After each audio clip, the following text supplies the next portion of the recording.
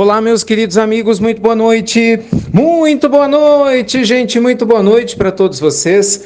Começando sempre com muito carinho, mais uma pílula inspiradora do bem, noturna, né? Sempre baseado, claro, no nosso amado Evangelho. Gente, hoje eu queria responder a pergunta, e ele fala: Ricardo, como lidar com uma família que não te entende? Já que a gente ama a família, mora na casa com eles, não tem como ignorar, mas que realmente não te entende. Uau! Uau de novo. Amigos, eu imagino que muitos ouvintes devem estar se identificando, devem se identificar, melhor dizendo, com essa fala. Porque, gente, vamos combinar, né? De novo, nós estamos no planeta Terra, provas e expiações.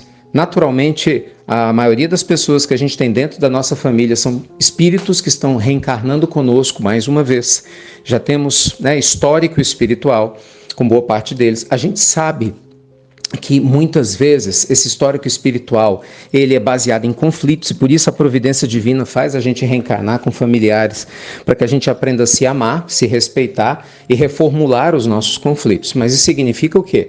Que existem divergências de opiniões. Então, a melhor forma de você aprender a amar seus familiares, respeitando o modelo de vida deles, mas seguindo o seu modelo, é entender isso, que você é um ser individual, que você tem o livre-arbítrio e o direito de seguir o seu caminho. E, gente, a história da humanidade está lotado de casos assim. Vamos aos exemplos? Tem um monte. Começar pelo mais conhecido deles, Jesus. Veja, os irmãos de Jesus não compreenderam a dimensão da missão e de quem era o Cristo.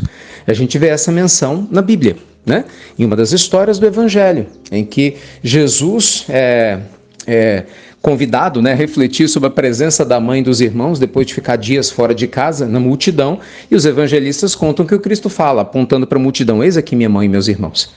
Então, o Cristo deixa muito claro, nem todo mundo vai entender você. Aliás, ele disse: ninguém é profeta em sua própria terra, mostrando a dificuldade. Olha Chico Xavier. Os irmãos do Chico amavam Chico, porque o Chico era um ser humano ímpar. Mas os irmãos do Chico, na sua grande parte, não foram espíritas. Olha que interessante. Não tiveram o mesmo caminho. Inclusive, o Chico enfrentou uma grande resistência da parte do desenvolvimento do seu trabalho mediúnico do próprio pai. Gente, as histórias são inúmeras. O cura Das, passou por dificuldades com a sua própria família. As histórias são inúmeras. Então, se você for basear suas escolhas de vida em família, a maioria de nós vai ficar parado no tempo. E vamos lembrar que a melhor forma da gente honrar a nossa família é se iluminando primeiro, é aprendendo a seguir o seu caminho, sem querer impor o seu caminho aos outros, porque cada um tem o direito de seguir o seu caminho. E à medida que você vai aprendendo coisas novas, investindo nos seus projetos, criando uma visão espiritual mais sólida da vida, ampliando o seu coração, ampliando o seu amadurecimento sobre tudo, automaticamente o resultado que você emana vai te trazer autoridade moral e acaba indiretamente influenciando a sua família. E aí as pessoas mais abertas da sua família vão acabar aceitando a sua influência, que é diferente quando a gente quer enfiar a goela abaixo, que é o que muita gente faz, quer empurrar a goela abaixo, o seu modelo político, de mundo, religioso, de saúde, de tudo, e acaba gerando o quê? Conflito e mais conflito. Você não convence ninguém da sua família assim, pelo contrário, as pessoas ficam mais convictas do ponto de vista delas e acabam se afastando de você.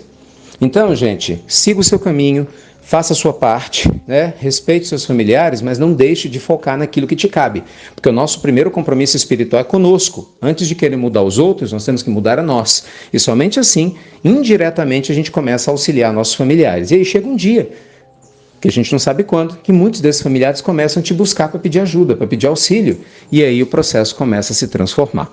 Tá bom? Deus abençoe o coração de vocês. Beijo no coração de cada um. Luz e paz e até breve. Até muito, meus amigos. Muito breve.